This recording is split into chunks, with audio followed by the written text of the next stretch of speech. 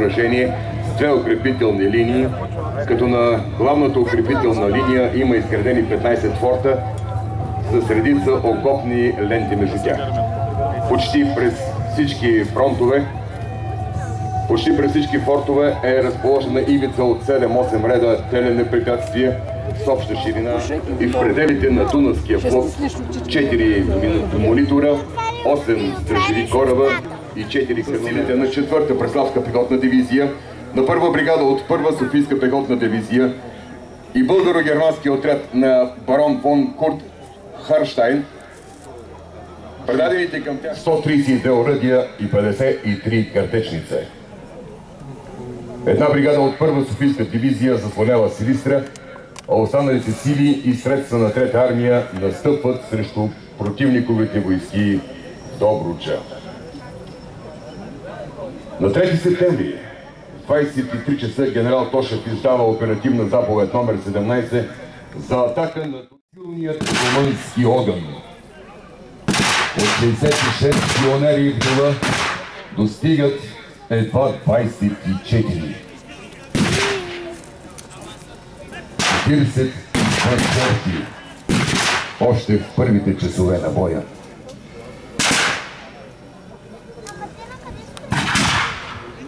Още при спускането командирът на 2-та пионерска рота, поручик Димчев, е убит, но само за няколко минути се разчиства 6 прохода за пехотата. Вместо да охкат, ранените викаха ура, а живите ги прескачаха и все повече се приближаваха към укрепленията, за един ужасен удар с ножа, за безпощадна разправа с ръка.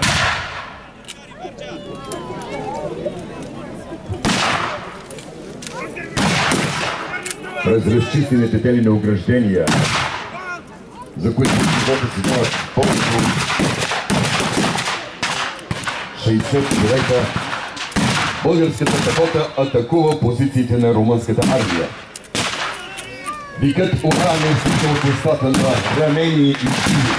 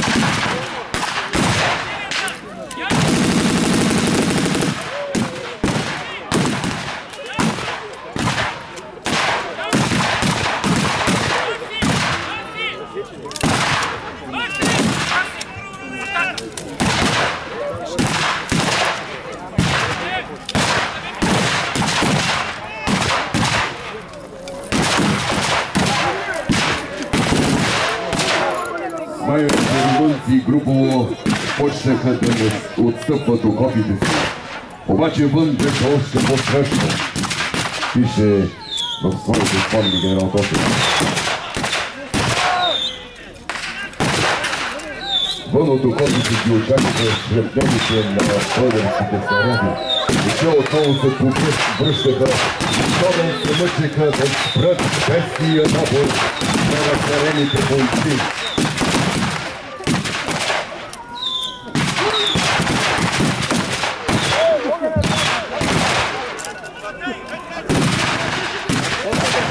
Четвърта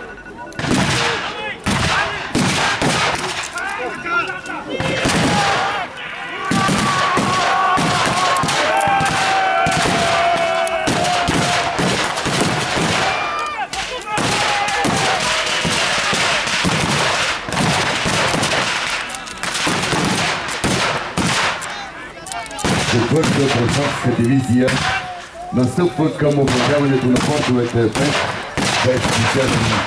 От 10:30 часа 7 Преславски и 31 Варненски отправо от Димитренски полк огласяват форт номер 7 и се притискат на помощ с Шипченската Брошавската дивизия, тъй като 6-ти пехотен Търновски полк е в критично положение. Преди това, че между фортовете 7 и 8 има форт за известен на българската армия разузнаване, поради което помощта на 31-и Силистрийски и 7-и Приморски полк е навременна и в 13:30 часа форт номер 8 е превзет в цената на тези жертви.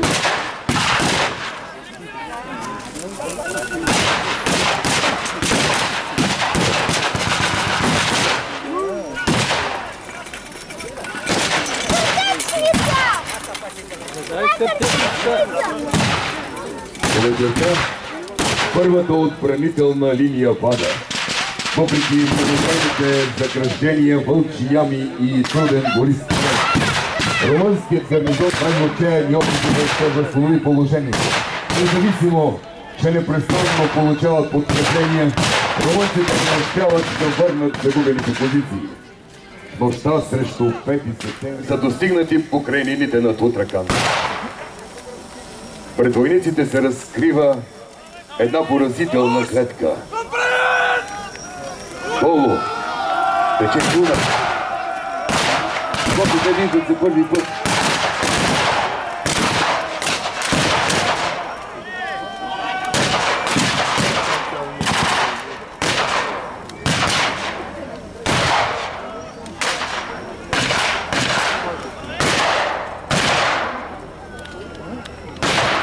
От Дунав словете 3-4 румънски монитори стреляха по българския бряг на своите топчета. Те се закачиха и се оставаха с перчето, докато една наша батарея излезе на позиции на самия бряг и им фърли няколко шрапнела. Като ожилени параходчетата пуснаха бара и бързо побягнаха посока Силистра. Долу на брега, същинско море от хора оплашени, пребледнели, сковани на едно място, хвърляли пушките си, чакаха своята съдба. Не случайно поговорката «Власите се давят на края на Дунава» произлиза от Тутракан на 6 септември 1916 година. В 15:30 часа към трите сектора на атакуващите войски е изписано на немски език писмо, което гласи: «Предаваме се безусловно, заедно с моите офицери, войници и бойни припаси.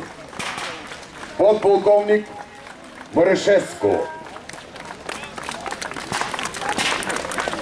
Генерал Киселов приема предложението за капитулация и в 18 часа влиза в освободение Тутракан. Българската армия пленява 28 020 румънски войници, 480 офицери и цялото въоръжение на противника. Така, само за 33 часа крепостта, която генерал Аслан наричаше «Моят малък Вертюн» и която може да бъде превзета само след продължителна обсада, е в български ръце. Тутраканската епопея се превръща в един от върховните славни боеве на България. Тя е успешна. Благодаря ви за това, че бяхме заедно, уважаеми приятели. Да живее България!